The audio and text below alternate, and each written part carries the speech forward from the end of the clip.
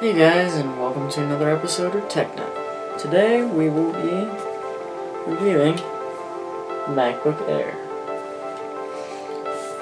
and its thin design.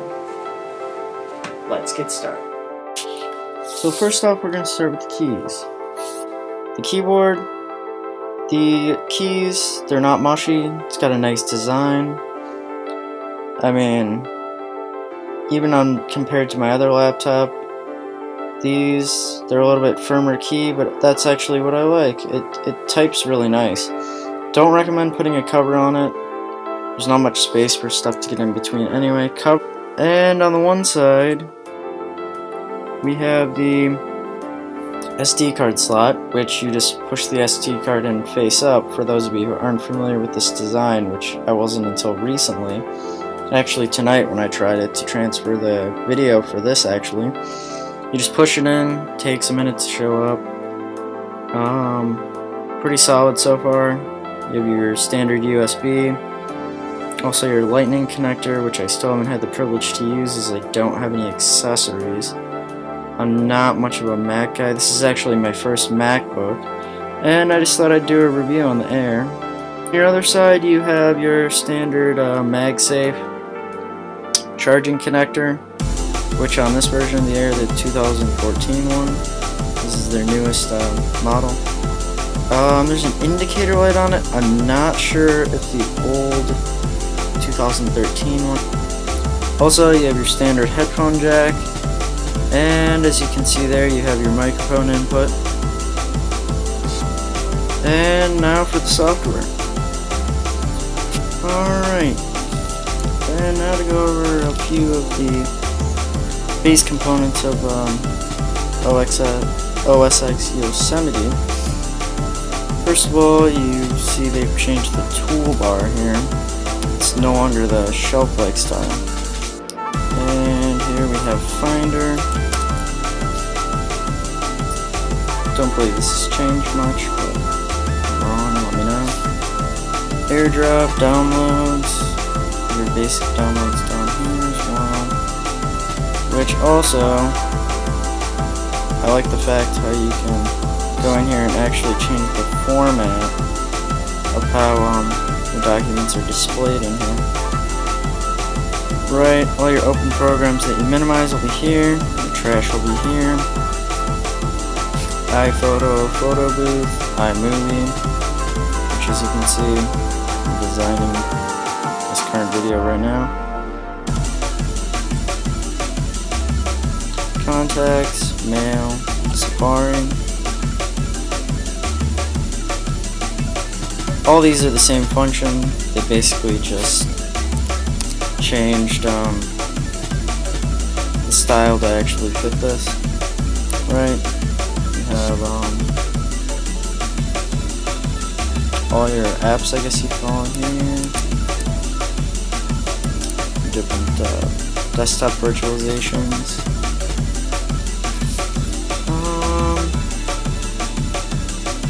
Right, here's your system preferences, which is also located down here. Not much changed here. They basically just updated the graphics, made it more efficient. I mean, besides that, it's basically the same OS X everyone's always known. They just, made it look fancier, much like they do with the iOS actually, which I always joke about. Alright, so that's the MacBook Air in a nutshell. Since I said this was going to be a review, I suppose I should review it. I would give this a 4 out of 5 star rating, just based on my own user experience so far. It's good, but the build has a few problems. For example, I heard it's common for one of the screws to be loose on the bottom, and for some reason you can't tighten it anymore, which I've actually experienced on this model myself, but it's just not worth sending back. Also, I would recommend getting the 3-year warranty, the extended warranty, for about $128, because I also heard, this is just hearsay since I've actually just gotten this, that the hard drive is notorious for going bad after a year. And you know as well as I do that if the hard drive goes bad, this computer's unusable. Which means you have $1,000 paperweight. Congratulations. Other than that, the logic board is also notorious for this model for going bad. Now this could be the 2013 model, but generally speaking, the Macbook Air is notorious for the logic board also going bad, which is not cheap either. That's about all I've heard with the problems so far. Now, have I had problems so far? Not yet. I've noticed the battery isn't quite as good as expected, at least for me. That could be just the applications I'm using. Now, it based it on video watching and web browsing. And for a while I was using Firefox, which eats the battery pretty much, so I wouldn't recommend that. If you have a second computer, sure, use Firefox for that, but otherwise just probably stick to Safari with this one for right now. Because I tried it, trust me, it's not worth the battery loss on that one. Email application doesn't seem to always sync when I would like it to. My phone seems to get messages before my computer does sometimes. But that could just be a Wi-Fi connectivity issue.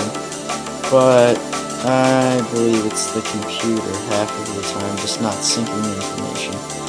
Also, one of the most annoying things I've noticed on this so far is that calendar events don't sync back towards my Android phone.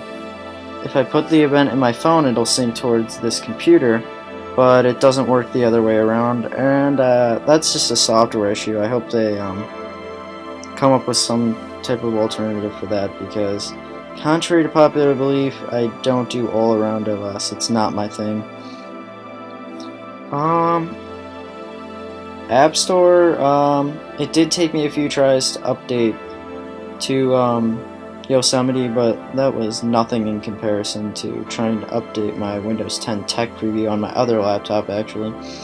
That was a nightmare and a half, just because it just wouldn't update.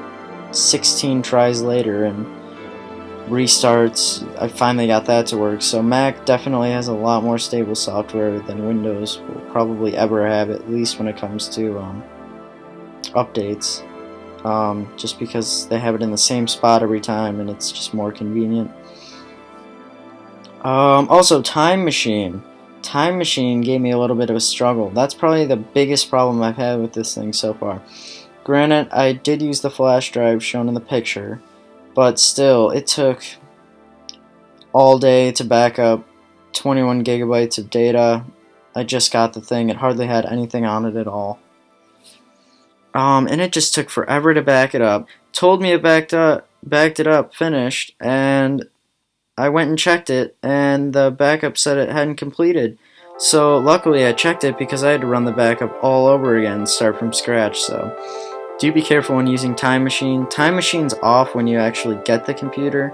I definitely recommend backing it up though. Just as many problems as I've had on Windows. Sorry, brought the fear with me that, you know, that one software thing happens and you have to reset the whole damn thing. So call me crazy, Mac is stable, but I still back everything up. I recommend it. Just don't use a flash drive. I would use an external hard drive.